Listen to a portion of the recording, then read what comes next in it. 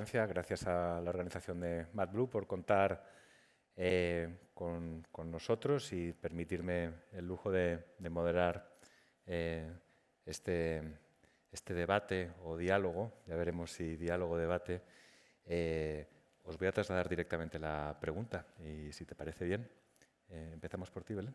Vale, hola, muy buenos días a todos. Muchas gracias por la invitación a esta mesa y enhorabuena por la organización de MadBlue, porque efectivamente hace falta espacios como este, donde se traten temas tan relevantes como la sostenibilidad.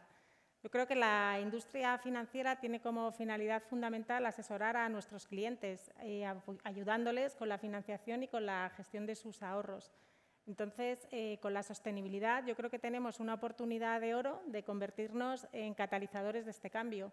Es verdad que muchas veces se liga la sostenibilidad exclusivamente con el cambio climático o con determinados sectores como el energético, que están muy implicados aquí. Pero nosotros yo creo que tenemos la oportunidad y la responsabilidad de conceder financiación para financiar estos proyectos de transformación hacia un mundo más sostenible y más inclusivo, y también asesorar a nuestros clientes que así lo deseen a invertir en compañías que estén apostando por la sostenibilidad y por la transformación hacia un desarrollo económico más sostenible. Entonces, la verdad es que yo creo que tenemos un proyecto por delante muy interesante y, como digo, catalizadores de que el mundo se mueva en la dirección que estamos convencidos se tiene que mover. Fantástico. ¿Qué se entiende por responsabilidad en el contexto de la industria financiera? Pues, bueno, me sumo a las gracias, impresionante estar aquí, y también las gracias a Elena, que es quien nos ha invitado a nosotras dos. Pues el mundo financiero está en el centro de todo. Al final hay que invertir y hay que financiar, y quien tiene la capacidad, ¿no?, de distribuir el dinero de los ahorradores hacia inversiones o financiaciones de proyectos es el sector financiero. Y es donde tiene que descansar también la responsabilidad de hacer ese movimiento de capitales de una forma correcta, vamos a decir, o por lo menos alineada con lo que son los intereses que hoy por hoy en el mundo están absolutamente representados por los ODS de Naciones Unidas, o bueno, claramente ya, gracias a Dios, están muy encima de la mesa, ¿no? Cuáles son las líneas de inversión y de financiación que van pro un mundo sostenible y cuáles menos, ¿no? Y se van a ir dejando un poco de lado. Y yo quería, en lo que ha dicho Belén, que lo ha dicho muy bien para el sector financiero, quería bajarlo al sector nuestro, que es el de los fondos de inversión. Porque es verdad que los bancos financian los proyectos grandes, encuentran esas compañías o encontramos esas compañías donde invertir, pero lo que hacen los fondos de inversión es poner eso a disposición del público en general, de que tú con 1 euro o con 2 euros o con 3 euros también puedas participar en estos vehículos juntándote con todo el resto de inversores, y tú también seas parte de esas personas que financian ese desarrollo sostenible. No tiene que ir todo, o no va todo a través de grandes cifras de la macroeconomía, de las grandes políticas, de los grandes movimientos. También tú, con tus ahorros, con tus poquitos ahorros, puedes decidir si inviertes en un fondo de inversión que esté favoreciendo el desarrollo sostenible o no. Y esa es la principal responsabilidad que ahora mismo estamos teniendo nosotros desde la industria de fondos de inversión, ¿no? Es ofrecer al público, darle esa posibilidad y explicárselo muy bien, por supuesto, para que esto no se quede solo en las buenas intenciones, ¿no? Fantástico, fantástico, Ana, muchas gracias. Elena, cuando hablamos de nuevos modelos responsables de impacto social, medioambiental y de gobernanza, ¿podrías, por favor, ponernos algún ejemplo de lo que es un modelo antiguo versus un modelo nuevo? ¿Cuál ha sido el cambio de paradigma en estos modelos? Pues, bueno, muchas gracias, Fernando, y a todos por estar aquí, y a MadBlue, que esperemos que siga año tras año creando este summit. Pues para mí, yo creo que la clave es el incluir criterios socialmente responsables en la toma de decisiones, tanto de inversión como de gestión de una empresa, ¿no? Y entonces, si lo trasladamos al mundo de la inversión, el antiguo modelo lo único que miraba era datos financieros de una empresa, de crecimiento, de endeudamiento, de ventas. Ahora se incorporan otros criterios. ¿Y esos criterios cuáles son? Pues de cómo está esta empresa cuidando a sus empleados y a sus proveedores, a sus clientes, cómo se engloba dentro de una sociedad y cómo está, cuál es su comportamiento en términos de derechos humanos, de derechos laborales, de corrupción y, sobre todo, la parte medioambiental. ¿Cuánto está contaminando esta empresa?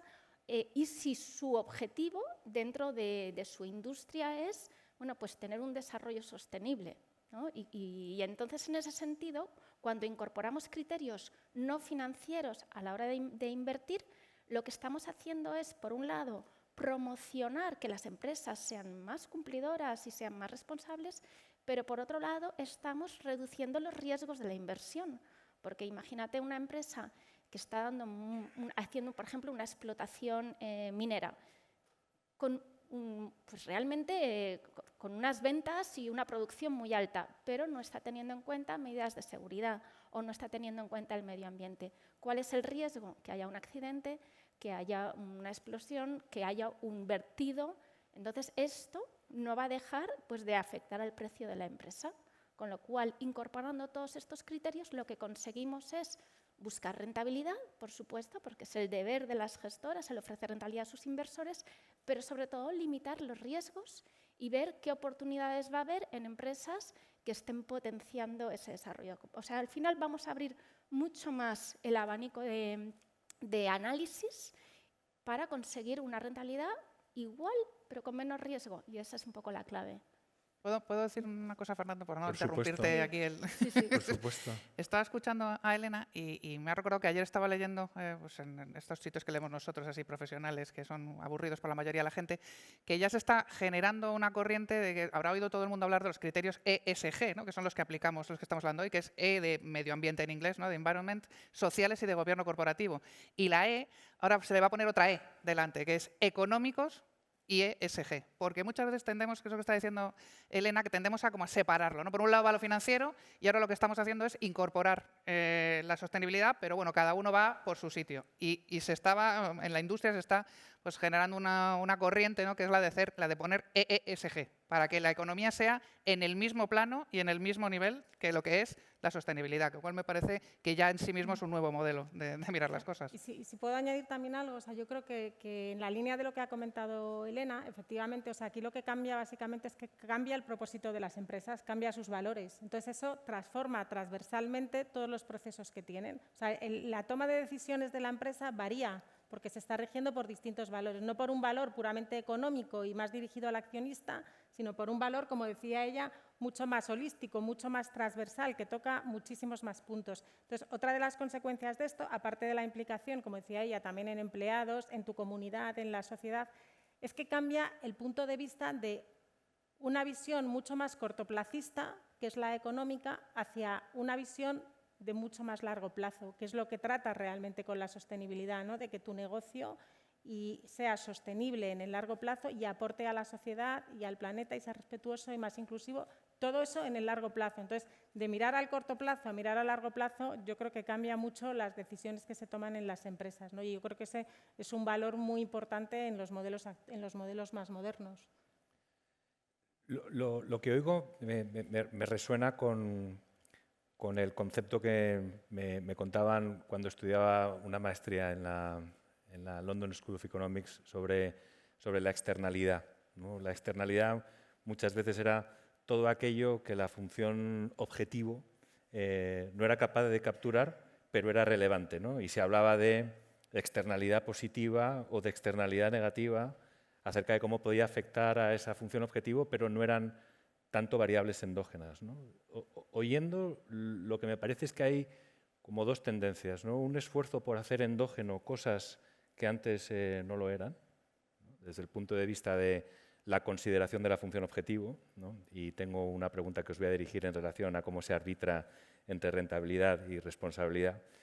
Y otro aspecto que también me resulta relevante oyéndoos es un cambio en la intertemporalidad, ¿no? La sostenibilidad parece que necesariamente, o incorporar criterios de sostenibilidad a esa función objetivo, parece que necesariamente pasa también por hacer una consideración distinta desde el punto de vista del plazo con el que se consiguen esos objetivos, ¿no?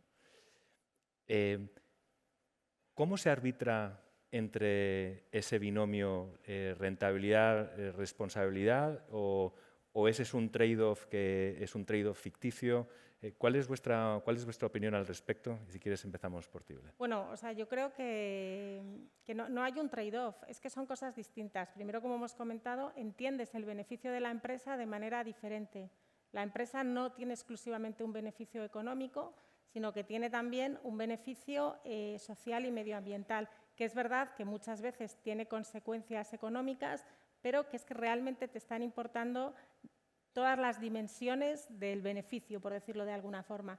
Entonces, como cambias el plazo, es verdad que a veces la transformación hacia un mundo más sostenible implica costes en el largo plazo, pero en el largo plazo es beneficioso y, de hecho, o sea, pensamos, bueno, yo soy muy de datos, no soy muy científica, entonces realmente es que si tú comparas los índices que integran compañías sostenibles frente a índices que no tienen este sesgo, en el largo plazo estos índices se están comportando mayoritariamente mejor. Luego, en el largo plazo, las empresas sostenibles tienden a ser más beneficiosas que las no sostenibles. Pero además, es que desde el punto de vista del inversor, yo creo que muchas veces miramos el retorno y no miramos el riesgo. Y yo creo que aquí el riesgo también es un factor muy importante, porque en las inversiones, los que gestionamos activos, lo que miramos sobre todo es la rentabilidad que se obtiene para el riesgo asumido. Entonces, en el caso de las empresas sostenibles, otra de las consecuencias positivas que están teniendo es que estás acotando mucho más el riesgo. Y todos recordaremos cómo realmente las grandes pérdidas en los mercados y en las bolsas han venido ligadas a debacles de compañías que lo que tenían era una mala gobernanza. Y lo ha comentado muy bien Ana, hablamos de la E, de la segunda E, de la S y de la G. Entonces, una de las cosas que sucede también en las empresas sostenibles es que cambia la gobernanza y tenemos gobernanzas mucho más transparentes y que no solamente miran, como decía Elena, ya no solamente miran a los temas económicos, y lo estamos viendo en los consejos de administración, en las juntas de accionistas. Los temas que se tratan en las juntas de accionistas se han enriquecido muchísimo y se han enriquecido precisamente por eso, porque los objetivos de las compañías han cambiado. Y siguiendo con tu argumentación y con tu pregunta, es muy importante lo que has dicho del riesgo, porque ¿por qué damos por hecho que una compañía que es buena en sostenibilidad tiene menos riesgo? ¿Por qué lo damos por hecho? Pues por lo que hemos empezado comentando, porque su coste de capital va a ser mucho menor, porque un banco va a querer financiarle mucho antes que a una compañía que no asuma esas políticas de sostenibilidad. Luego, poniéndonos en el extremo, si yo soy la compañía mejor reconocida del mundo en cuanto a criterios sostenibles y voy a un mundo más sostenible, se van a pelear por darme financiación. ¿Eso qué supone? Como en cualquier mercado, que mi precio de financiación, mi coste de financiación va a bajar, mientras que si soy, pues como decía Elena, soy una minería del carbón, pues es que ha pasado el tiempo. Esto en su momento tuvo mucho que ver con toda la revolución industrial y ahora mismo va a ser muy difícil para alguien que se dedique a una actividad contaminante que no demuestre que está intentando pues bajar ese grado de contaminación, va a ser muy complicado encontrar financiación barata o más barata, ¿no? Y entonces eso, a los que invertimos, claro que nos importa. Nos importa mucho que de tus recursos no tengas que destinar a pagar deuda pues un montón precisamente porque no estás haciendo los cambios que tienes que hacer. Y eso se va a notar en mayores ventas, en mayores beneficios y que en el precio de la acción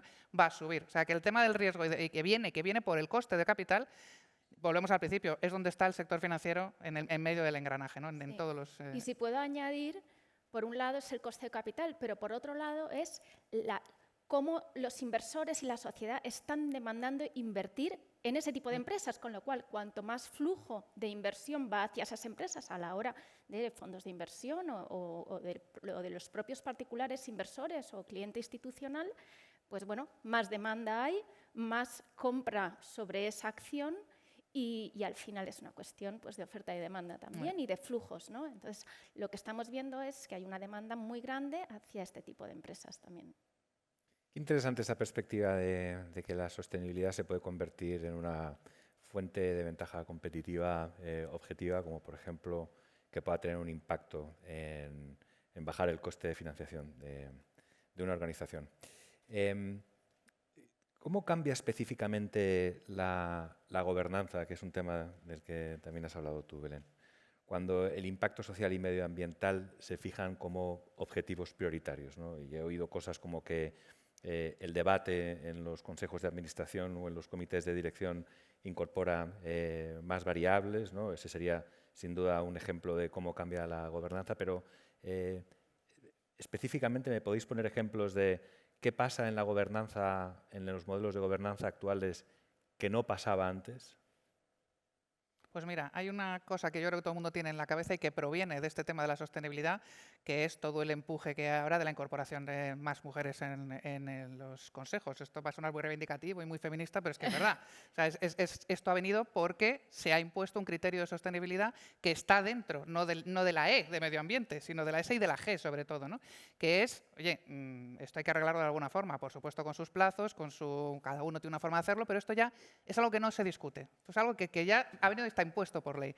Bueno, pues otra cosa que yo creo que va a venir impuesta, y no sé si por la ley o por las directivas, es la composición de ese consejo, no ya mujeres y hombres, sino dónde está aquí la representación de la sostenibilidad. O sea, la sostenibilidad va a acabar siendo, y también por imposición, y me parece muy lógica, un área separada en las compañías en general, no solo en las financieras, que por supuesto debería serlo, sino en todas. Es decir, igual que tienes el de riesgos, tienes el reporte de riesgos, tienes el reporte financiero, tienes el reporte de ventas, pues vas a tener que tener el reporte de sostenibilidad, tienes que tener a alguien, y no una persona, sino toda una estructura de gobernanza que vigile cómo se está llevando la sostenibilidad a todos los mínimos, lo decía Belén antes, desde los empleados hasta en tus ventas, en todas partes. Eso ahora mismo, como esto es relativamente reciente, pues ahora mismo en muchísimos sitios, en la gran mayoría de las empresas, es una parte dentro de un todo, ¿no? Es una parte que se dedica a la sostenibilidad. Pero yo estoy convencida que de aquí a ni 5 años vamos a ver un cambio en la gobernanza de las compañías, dándole más importancia, subiendo a los responsables de sostenibilidad transversales, no de un departamento en concreto, sino transversales, no solo los consejos, sino también al nivel ejecutivo máximo de las compañías. A mí me parece que en Europa, de hecho ayer salió una nueva regulación o un complemento de la regulación europea que está diciéndote que a partir del 22 van a empezar a mirar también eso, ¿no? En el sector financiero, que eso esté representado realmente. Qué interesante. Por concretar ese vaticinio, ¿estarías de acuerdo entonces con que es posible que veamos emerger figuras como la de un Chief Sustainability Officer en las organizaciones o un comité de sostenibilidad a nivel de consejo de administración? ¿Esos son posibles desarrollos en esa...? A mí me extrañaría que no. Me extrañaría muchísimo que no ocurriera. La verdad, no sé el plazo de tiempo, pero me extrañaría que no ocurriera. ¿Coincidís, Elena y Belén, con este vaticinio que hace...? Sí, yo no hablaré de vaticinios. Hay empresas que realmente en el Consejo, junto a los miembros de auditoría y a los miembros de nombramientos, tienen ya miembros más focalizados en el tema de la sostenibilidad. Yo creo que es que básicamente lo que pasa es que, como decía antes, cambia el propósito de la compañía, entonces cambian las prioridades estratégicas. Los objetivos que las compañías se marcan son distintas, el seguimiento que tienes que hacer es distinto y al cambiar también tu forma de decidir, la forma en la que asignas los recursos ya ha cambiado y de hecho lo estamos viendo y en las gestoras pues ya tenemos responsables de la sostenibilidad, ya tenemos políticas de sostenibilidad, también la normativa te está empujando mucho en este sentido. Pero yo creo que este es un cambio que, gracias a Dios, no está por venir, sino que ya lo estamos viviendo en muchas compañías y que te cambia, o sea, cambia todo.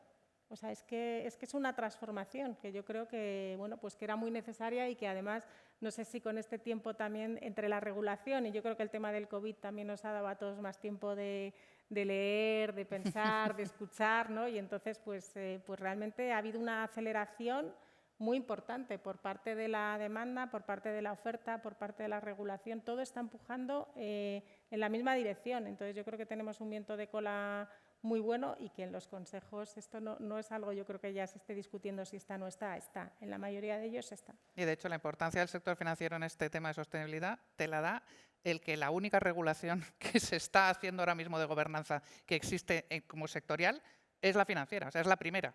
Porque hay normas de sostenibilidad en todos los sectores, pero como gobernanza, la que se está desarrollando la primera es la del sector financiero. Probablemente tiene toda la lógica por el rol tan fundamental que tiene a la hora de canalizar ahorro e inversión a la materialización de esos objetivos. El filósofo europeo Peter Sloterdijk habla del concepto de capitalismo depredador como un modelo económico que consume insumos y cuyo resultado, cuyo producto no hace posible la propia reproducción del sistema, ¿no? Es un sistema que se va agotando a sí mismo. Si me permitís la analogía, sería un Saturno no devorando a sus hijos, sino un Saturno devorándose a sí mismo, ¿no? Parece, por tanto, un objetivo tan relevante como para que incluso la administración pública asuma un rol, ¿no? Yo siempre mantengo al menos la duda de si es la iniciativa pública la que mejor arbitra la alocación de los recursos. Mantengo eso como pregunta, ¿no? O como duda. Pero sin querer entrar en ese debate, sí me interesa saber vuestra opinión acerca de qué rol debe jugar el Estado a la hora de promover modelos más responsables, si es que tiene que tener algún rol. Y en caso de que estéis de acuerdo en que lo tenga, ¿cómo describiríais ese rol ideal que debería de jugar el Estado? Yo lo tengo muy claro. Yo creo que el rol lo tenemos todos, como ciudadanos, las empresas privadas y los estados. O sea, y de hecho sabemos que en la Unión Europea uno de los principales objetivos es la reducción de las emisiones CO2 y es el límite de París de reducir o de no subir a 2 grados, ¿no? Y ese es un objetivo que tenemos a nivel europeo, pero yo creo que es un rol que tiene que jugar cada ciudadano, cada inversor, cada empresa privada y todos podemos aportar a la sostenibilidad. Pero dicho esto, siempre el Estado tiene un rol, pero desde mi punto de vista la empresa privada tiene un rol más importante. Yo creo que tenemos ahora mismo un ejemplo buenísimo de eso, que son los fondos europeos. Los fondos del Next Generation EU, estos famosos, se aprueban en toda Europa 750.000 millones de euros para reconstruir la economía después del COVID. Y se dice desde inicio que el 30% tienen que ir a proyectos sostenibles, que si no, no te los van a dar, si no el dinero no viene. Entonces la gente dice 140.000 millones para España. O presentas proyectos de ese 30% que sean sostenibles o ese dinero no está aquí. Tienes que ir a buscarlo con proyectos privados, de empresas privadas, que le pidan al gobierno, oye, este es mi proyecto, ¿me puedes financiar parte con esos fondos? Pero por supuesto yo pongo los fondos también. Tú no sabes lo que te va a caer, entre comillas, cuando eres una empresa ahora mismo de esos fondos. Lo que sabes es que no es una subvención a fondo perdido, que tú tienes que acometer un proceso en tu empresa, en cualquier sector, de digitalización o de sostenibilidad, lo presentas y si es magnífico te darán pues hasta un 70, un 80, no sé cuánto te darán de las ayudas para ese proyecto. Si no, no te lo darán. Lo cual ese es un ejemplo para mí, además creo que es diferencial absolutamente respecto a cualquier ayuda europea que se ha visto hasta ahora, que es o hay colaboración público-privada y esa colaboración va hacia la digitalización y hacia la sostenibilidad, o hay 250.000 millones de euros en Europa que no se van a conceder si no estás en esa línea, ¿no? Pero, por supuesto, el Estado tiene que hacer ese rol de selección, claro, y debe saber presentar también claro, a la Unión Europea cuáles son los proyectos. Eso es. España se pero llama la España empresa puede, ¿no? privada es promotora de esto, ¿no? Y sí, tienes que ir tú delante. No tienes que estar esperando a que te caiga el dinero y luego decir qué es lo que vas a hacer con él. Tienes que ir tú delante y pedirle al Estado ese dinero, porque tu proyecto es el que quieres que financien. Sí, yo creo que como estamos diciendo, ¿no? En la coordinación de los poderes privados y públicos probablemente está la clave. Hablábamos efectivamente antes de comenzar justo de los fondos europeos y de la importancia que tienen, pero es cierto también que hemos nombrado los Objetivos de Desarrollo Sostenible de las Naciones Unidas. Si los miramos, pues vemos que entre ellos está que haya infraestructuras, que haya desarrollo económico, que haya igualdad de oportunidades, que haya educación, que haya salud, que haya paz, que haya justicia, que haya instituciones poderosas. Bueno, yo creo que todo esto está muy ligado, ¿no? también con el poder estatal, ¿no? Hemos hablado mucho de la sostenibilidad ligada al medio ambiente, también está todo el tema inclusivo de no dejar nada atrás. Al final el desarrollo sostenible es eso, ¿no? Es cubrir las necesidades de las generaciones actuales sin poner en peligro el desarrollo de las generaciones futuras. Y para todo eso yo creo que el Estado hoy por hoy desde luego tiene también un papel muy relevante que, como decíamos, tiene que coordinarse con el privado para que todos vayamos unidos en conseguir lo mismo. Muchas gracias a las tres. Sigo. No sé cómo vamos de tiempo. Vamos bien. perfecto, fenomenal. ¿Cómo se mide? La pregunta de la métrica, ¿no? Si la externalidad está fuera de la función objetivo en la teoría económica macro, debía ser por alguna buena razón, ¿no? Ese esfuerzo por internalizar la externalidad plantea el reto de cómo se mide el impacto social o medioambiental de un determinado modelo, cuáles son las métricas clave e incluso más importante que la métrica, cuáles son las fuentes o los oráculos, ¿no? Y cómo aseguramos la independencia y la relevancia de esas mediciones, ¿no? Bueno, yo creo que ahí tenemos un gran reto, ¿no?, para estandarizar esas métricas, ¿no? Y por eso también en Europa se ha creado la taxonomía, que es, bueno, sobre todo enfocada a la inversión del medio ambiente, ¿no?, de impacto medioambiental. Pero dicho esto, todas las empresas pueden medir cuál es su huella de carbono y hay empresas especializadas en estas mediciones. Y también medir, bueno, cómo estás reduciendo esa huella de carbono y cuáles son tus proyectos para reducirla o para compensarla. Ese por el lado medioambiental. Por el lado social, bueno, pues se puede medir en cómo estás incluyendo, pues, diversidad de género, pero no solo de género, sino también de raza, de capacidades, de diferentes niveles de educación, o sea, que al final una empresa inclusiva está demostrado que al final pues, está mejor gestionada y como todo lleva a la rentabilidad y es más rentable, ¿no? Pero sí que hay datos que se pueden medir de consumos, en la parte social, pues a lo mejor de rotación dentro de una empresa, ¿no? Una empresa donde se le van los trabajadores continuamente, pues a lo mejor te planteas como inversor por qué hay tanta rotación de personal. Hay ciertas cosas que se pueden medir y hay otras cosas, bueno, pues en las que estamos todavía trabajando a la hora de medir esos criterios de medioambiental, que ahí sobre todo yo creo que es consumo de agua, huella de carbono, generación de basura, generación de residuos, cómo reciclas. O sea, se puede medir.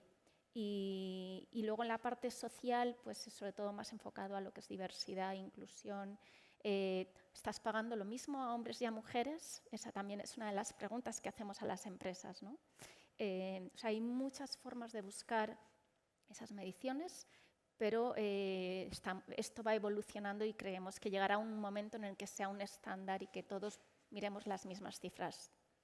Eso es lo ideal, que aunque no veamos todos exactamente lo mismo, sí que esté todo dentro de yo entienda lo que mide Belén y Belén lo que mido yo. O sea, que todos tengamos el mismo vocabulario, ¿no? Y además de medir, que efectivamente es lo más importante, lo que ha comentado Elena, es medir cómo eso te está beneficiando o no, en lo que decíamos antes, en tu coste de capital y en tu rentabilidad de ese capital, ¿no? O sea, eso también es lo que hay que medir. Es decir, yo esto lo estoy haciendo ¿para qué? O sea, me estoy gastando en la empresa un dineral, en ser bueno en cada uno de esos criterios que suponen transformar las compañías en muchos casos.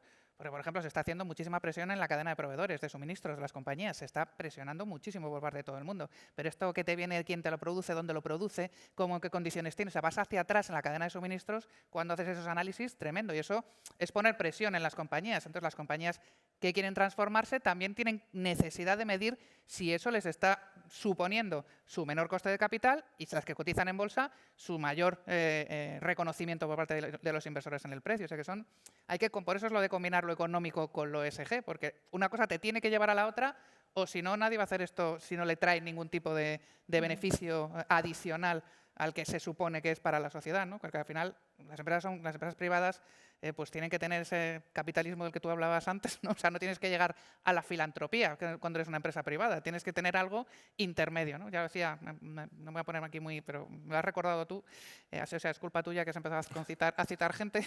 Yo me acuerdo que lo que le decían a Milton Friedman, ¿no? Milton Friedman era antifilántropo total, o sea, el tío decía, es que el capitalismo que se dedica a la filantropía le está robando dinero al accionista. Y entonces hay gente que pensaba así. Ahora mismo eso es impensable. O sea, ahora mismo es impensable decir que eso no te roba dinero, te genera valor. ¿Por qué? Porque puedes medirlo en coste de capital y en mayor revalorización de tus activos y de tu empresa, ¿no? Yo creo que, que has tocado un punto muy importante. Efectivamente, lo importante es tener objetivos y medirlos, porque si no, todo esto de la sostenibilidad se queda en un discurso muy bonito, pero que no tiene impacto en la vida real. Entonces, yo creo que como empresa tienes que tener objetivos. Esos objetivos tienes que ligarlos con indicadores, y esto no es muy complicado, porque los indicadores es verdad que están bastante estandarizados. Y tienes que darle transparencia. Tienes que darle seguimiento y transparencia. Y yo creo que la transparencia de las empresas es clave, porque pues nosotros como inversores necesitamos conocer los ratios no económicos, sino de sostenibilidad, los indicadores de las empresas, cómo van evolucionando. Eso es lo que nos va realmente a decir si una empresa es o no debe ser objeto de nuestra inversión. Entonces, yo creo que aquí se ha avanzado mucho. En este sentido, hay muchísimos proveedores de datos que facilitan indicadores que te pueden ayudar en la medición de las empresas. Por supuesto, luego tienes que establecer también el diálogo con las empresas, pero el dato, estamos en la era de los datos, entonces el contar con datos que te indiquen cómo lo están haciendo es fundamental. Y luego hemos hablado de la estandarización. Yo creo que aquí hay que establecer también un poco de diferencia. Una cosa es que tú tienes que desarrollar tu propia metodología de valoración. Nosotros, por ejemplo, en Quality Funds, que seleccionamos fondos de gestoras internacionales, pues hemos creado nuestra propia metodología de evaluación y calificamos los fondos internacionales en función de cómo están integrando la sostenibilidad y cómo le están dando transparencia a eso. La metodología, eso es propia de cada selector o de cada inversor en un activo. Y luego, donde sí tenemos que trabajar es... y la regulación también nos está obligando a eso. Hemos hablado antes, yo creo ya, del reglamento de divulgación, de la taxonomía. Nos está obligando también a calificar los fondos y esto también ayuda mucho a la comprensión y a la comunicación. Entonces, yo creo que hay eso, que medir, estandarizar el output o el resultado de esas mediciones para que la gente pueda hacer un uso adecuado de esa información. Pero es clave. Lo que no mides... Lo que no son cuentas son cuentos, ¿no? No existe. Lo que no mides no existe. Eso siempre me trae la evocadora imagen del meteorito que cayó en Tunguska, en Siberia, y parece ser que no había nadie para verlo caer y se tardó mucho tiempo en saber que había caído un meteorito, ¿no? Un evento tan extraordinario que no tuvo testigo, ¿no? ¿Cuál ha sido el crecimiento? Y esto es otra vez una pregunta que trata de objetivar, no trata de poner métrica. No necesitamos una cifra concreta, dado un periodo concreto, pero sí ayudar a la audiencia a entender cómo ha sido el crecimiento de los activos gestionados bajo criterio de sostenibilidad en los últimos tiempos y si existe algún hito en el pasado a partir del cual hayáis visto una aceleración. Elena, si quieres empezamos por ti. Bueno, el crecimiento ha sido muy importante. Al final, para cualquier empresa, yo creo que ha tenido un crecimiento en fondos socialmente responsables mucho mayor en los últimos 2 años que quizá, yo creo que ha sido la clave, ¿no? Últimos 2-5 años, el boom de demanda en fondos de inversión socialmente responsables. En el caso de Candriam, hemos crecido el año pasado el doble en fondos socialmente responsables que en fondos tradicionales que no tienen en cuenta estos criterios. Y la demanda que estamos viendo por parte del inversor español es muy grande también. Yo creo que además acompañado por rentabilidades muy positivas, que eso siempre es muy importante, ¿no? Sin duda. Yo creo que el hito que ha marcado la diferencia fue la Cumbre de París. Desde el 2015, que fue cuando se alcanzaron los Objetivos de Desarrollo Sostenible, cuando los 193 países de la ONU dijeron, oye, mira, esto hay que llevarlo adelante con políticas y dotarlo de dinero. Si coges ese momento en el tiempo, a partir de ahí, la creación de fondos sostenibles, la divulgación de la sostenibilidad, la entrada de dinero en sostenibilidad en el mundo minorista, ¿no? En el mundo del público en general, se disparó, porque hasta entonces era un tema muy institucional, ¿no? Aquí invertían pues, en los grandes inversores y lo tenían muy controlado, pero desde entonces, y hay que decirlo, liderado por los franceses, que se pusieron las pilas muy rápido con la regulación, o sea, fueron rapidísimos en lanzar regulación sobre inversión sostenible, ha subido como la espuma. Y luego la pandemia ha hecho muchísimo por concienciar en esto. O sea, es las cosas buenas que podemos sacar, ¿no? Que la gente ha escuchado mucho más esta historia de la sostenibilidad, la ha entendido mucho más, la hemos llevado del clima entre todos, la hemos llevado del clima a la sanidad, por ejemplo. porque todas estas empresas que están dándonos las vacunas son todo compañías públicas que cotizan, la mayoría de ellas. Eso hay que darle visibilidad también. Es decir, esta gente tiene este papel en la sociedad. Tú quieres estar invirtiendo en sanidad, bueno, pues también lo puedes hacer a través de lo que decía yo antes, de tu euro, tus 2 euros, en algunos fondos de inversión que se dediquen a premiar a estas compañías si lo hacen bien, no porque sean farmacéuticas de por sí, sino porque lo hacen bien. Nosotros, en el caso de los fondos que se llaman sostenibles, que esa es otra, o sea, los que se llamen sostenibles, que tú no le puedes llamar sostenible a cualquier cosa, te lo tiene que autorizar en España la CNMV, ¿no? Tienes que tener detrás algo que realmente lo justifique.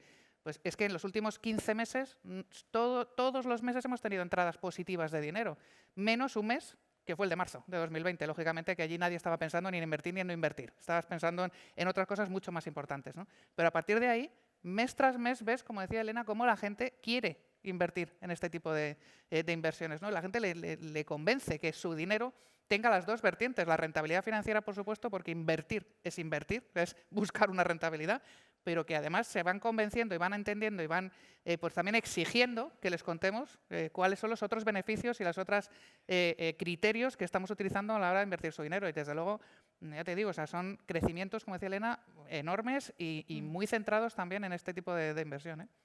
Sí. La verdad es que yo creo que este año la temática sostenible ha sido probablemente, o la dimensión, porque no es una temática, ¿no? La dimensión sostenible, los fondos sostenibles han sido en casi todas las gestoras pues una de las cuestiones que más recursos ha traído, ¿no? Y yo creo que esto es por dos cuestiones. Una, porque ha incrementado la demanda, o sea, indiscutiblemente pues la gente es más sensible. Con el tema de la pandemia, desde luego, esto ha sido un hito histórico y ha cambiado la visión de la gente hacia las inversiones sostenibles o hacia las finanzas sostenibles y hemos tenido mucha más demanda ahí.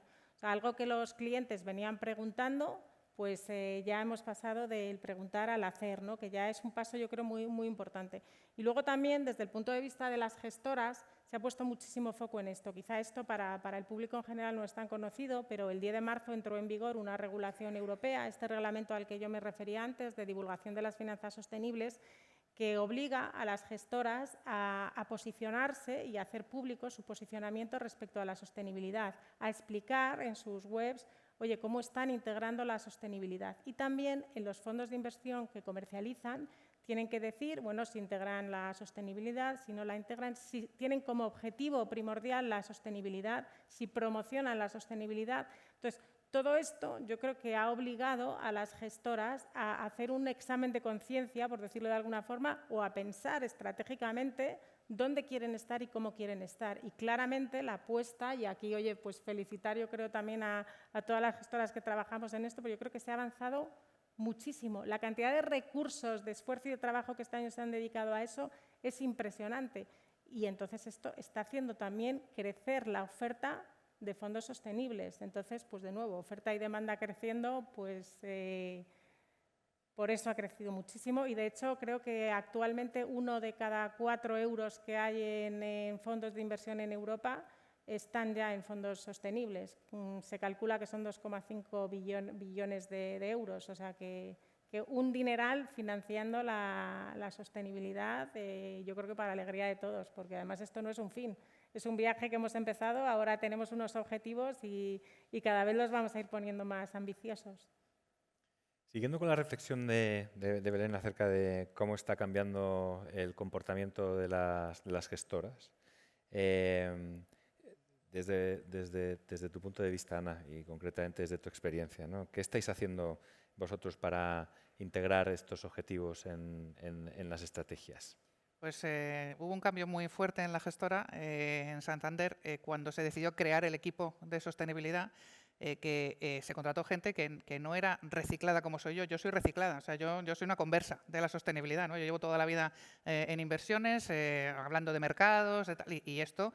Yo me he convertido al tema sostenible, pero cuando realmente nos pusimos a hacerlo pues muy en serio y decir, oye, todas nuestras inversiones van a tener integrados estos criterios y en función del objetivo de cada uno de los fondos tendrán más o menos importancia, pero todo el mundo va a poder, cuando eres un gestor de carteras, ¿no?, o de fondos que coges todos los activos de bolsa o todos los activos de renta fija, pues tienes todos los datos financieros en nuestras bases de datos, lo tienes todo contemplado. Bueno, pues además añadimos los datos financieros, los datos de medio ambiente, sociales y gobierno cooperativo propios de este equipo, que es un equipo, como digo, que no era financiero, que era gente que había estado trabajando en la sostenibilidad en otro entorno que no era la gestión de inversiones y que sí que saben, estos criterios que nos ha comentado antes Elena, sí que saben lo que hay que preguntarle a una compañía. Yo lo sé desde el punto de vista financiero, ¿no? Voy a contar resultados y digo, a ver, ¿de dónde has sacado esto? Ellos lo saben desde el punto de vista de sostenibilidad.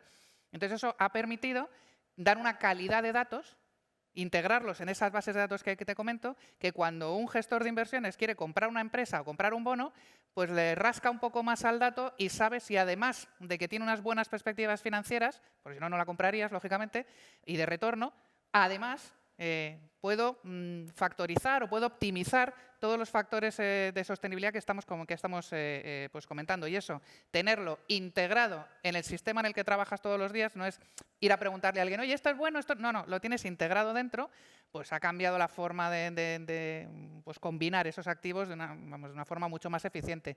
Y ha supuesto también para todos los equipos de gestión tener que formarse, tener que entender de qué les estamos hablando. O sea que realmente ahora ya forma parte del ADN de inversiones, ¿no? Ahora ya el cambio ha sido realmente brutal, la verdad. Qué interesante ese testimonio. Elena, tu punto de vista. Pues desde Candriam, como el nombre de Candriam significa convicción y responsabilidad en la gestión de activos. Conviction and Responsibility in Asset Management. Entonces, desde Candriam la verdad es que llevan, pues el primer fondo sostenible lo lanzaron en 1996. Entonces, estamos hablando de un largo camino, es decir, que es una gestora franco-belga y que ellos iban muy avanzados. O sea, hay ya muchas entidades pues en países como Holanda o los nórdicos donde si no es inversión socialmente responsable no invierten. O sea, ya hace años que es así, ¿no?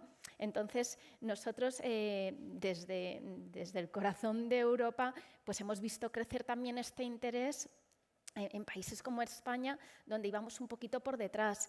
Pero en los últimos años ha habido un acelerón y yo creo que en ese sentido pues España se está posicionando muy bien al nivel del resto de países. Entonces, como gestora internacional, pues sí que es verdad que ya todo esto estaba integrado, el equipo de sostenibilidad existía desde hace muchísimo tiempo y la gama de activos ha ido creciendo. Entonces, pues tenemos fondos socialmente responsables para cualquier clase de activo, renta variable americana, emergente, europea, y renta fija también, pero ahora un poco el foco que hemos creado es fondos más temáticos que busquen un fin. Bueno, pues un fondo que lucha contra el cáncer, un fondo que lucha contra el cambio climático, un fondo que invierte en economía circular. O sea, ya vamos como al siguiente paso más de inversiones temáticas con un objetivo, ¿no?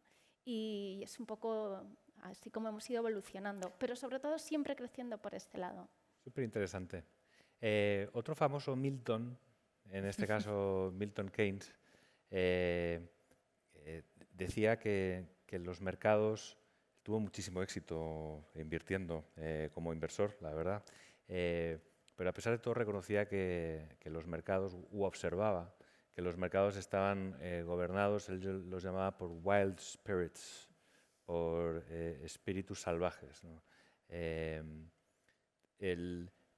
El hombre no siempre elige de acuerdo a criterios éticos, ¿no? Yo creo que los utilitaristas ingleses en ese sentido tuvieron mucho éxito precisamente hablando de que somos egoístas por naturaleza, pero es la concurrencia de ese egoísmo colectivo el que provoca un equilibrio que es bueno para todos, la famosa mano invisible de Adam Smith, ¿no? Pero toda esta introducción, para haceros una última pregunta, porque me indica la organización que ya nos quedan pocos minutos. En ocasiones los humanos no muestran preferencia por criterios de sostenibilidad, ¿no? Y dejadme poneros un ejemplo muy en boga y muy específico, ¿no? Que es la inversión en criptoactivos, ¿no? La inversión en criptoactivos fomenta un sistema que para su mantenimiento y desarrollo y evolución requiere del consumo de ingentes cantidades de electricidad. Y sin embargo, bueno, supongo que sabéis que simplemente el blockchain y el mantenimiento del blockchain asociado a Bitcoin consume más electricidad que algunos países enteros. No sé si sabíais este dato, pero este es un dato objetivo, ¿no? bueno, la gente quiere invertir en criptoactivos, ¿no? Sí. Y se me ocurre un objetivo de inversión, o mejor dicho, un activo, pues probablemente que menos contribuye en ese sentido, ¿no? ¿Cuáles son vuestras ideas al respecto? ¿Cuál es vuestra reacción ante esto que os expongo? Nosotras como gestoras, o por lo menos yo como gestora de gestión activa, invertimos en empresas y invertimos en empresas que nos aportan algo a la sociedad, un producto, un servicio. Entonces, nosotros como gestora no invertimos en criptodivisas ni en blockchain. Pero, y creo que tampoco hay dentro del mundo financiero como gestión activa fondos que se dediquen a esto. Entonces nosotros lo vemos más como una especulación quizá que posiblemente es súper rentable, pero no tiene una base demasiado sólida. Pero esa es mi visión personal. Pero solo decir, como gestión activa que invierta en esta clase de activo, no conozco ni creo que haya gestoras que lo gestionen así. El tema de los bitcoins es muy interesante, de las criptomonedas, porque lo que está detrás del interés que obviamente generan es el 100% de los casos la rentabilidad. Es la rentabilidad tan brutal que han dado. Pero estoy segura de que nadie sabe en esta sala la rentabilidad que están dando los créditos de carbono, que es parecidísima y que está en máximos ahora mismo. Lo que vale un crédito de carbono, que te vale comprarlo para hacer el offset que decimos nosotros, ¿no? Para machear tu huella de carbono. Yo contamino mucho, bueno, pero luego me gasto dinero. Yo no puedo a lo mejor reducir tan rápidamente mi huella de carbono, pero me gasto dinero en que otros la reduzcan, ¿no? Y así hago un compenso, ¿no? Bueno, pues el precio de los créditos de carbono, el que esté interesado que lo mire, que ha hecho así. Pero sin embargo no es tan fancy, ¿no? No es tan bonito, no tiene tanta cobertura mediática, no tiene tanta, pues no sé, no es tan chic como invertir en bitcoins. Pero yo, si alguien seguía, lo primero que seguía es por las rentabilidades muy elevadas, yo aconsejaría a todo el mundo que mirara lo que vale el CO2 en el mercado, que es un mercado que se puede comercializar, en el que se puede invertir, y por dónde están y lo que se espera que valga comprar un crédito de carbono. Y que tiene una tendencia con una lógica. Yo creo que el Bitcoin es muy difícil de valorar, de analizar y de predecir. De hecho, la volatilidad también que ha tenido, ¿no? Entonces, bueno, es algo en lo que nosotros no estamos directamente. Belén, ¿alguna Sí. reflexión al respecto? Bueno, yo creo que al final el inversor es soberano, ¿no? Y tú le puedes asesorar, pero la decisión última en muchas ocasiones de dónde va a invertir es suya y desde luego de los principios con los que quiere invertir es suya. Eso es parte de la libertad humana. Entonces, bueno, pues yo creo que aquí obviamente esos nichos de inversión no sostenibles, pues por convicción de las propias gestoras se van a reducir. Y luego sí que me ha sorprendido, la verdad, el dato que has dado. El blockchain sí creo que tiene ciertas utilidades y entonces, pues la verdad es que yo, como gran idealista, lo que espero es que aparezcan también compañías que transformen este blockchain que tanto consume y tanto daña al medio ambiente, ¿no? Pues que lo hagan con una electricidad más limpia. Quiero pensar eso y que con eso aparezcan nuevas oportunidades de inversión. Fantástico. Pues la verdad es que me siento un privilegiado de haber moderado esta mesa. He aprendido muchísimo. Agradeceros vuestra presencia, la claridad expositiva y comunicativa, algún tip incluso de inversión para la audiencia. Tomad buena nota acerca de los créditos de carbono. Puede ser una magnífica inversión y muchas gracias a las tres. No saquemos esta conclusión de esto. Que no se queden con Perdón, eso, por favor. perdón. Retiro lo dicho, Una simplemente puntual- estemos sí. atentos al precio o a la evolución del precio yo de los pongo créditos de precisamente como carbono. ejemplo de lo que es hacer subir un activo. Yo creo que la clave es invertir en un fondo de inversión Eso es. que invierta en empresas Y que están realmente lo bien sepa valorar. posicionadas. Y que lo sepa valorar. Sí, pero no directamente. Además, creo que no se puede. Porque No, un inversor particular creo que no puede pueden, invertir. con ¿no? lo cual vamos a quedarnos con la idea de que inviertan en un fondo de inversión sostenible. Gracias por el matiz. Tome buena nota la audiencia. Muchas gracias a las tres. Ha sido un placer. Muchas gracias. Gracias. Placer, muchas gracias. Gracias a vos.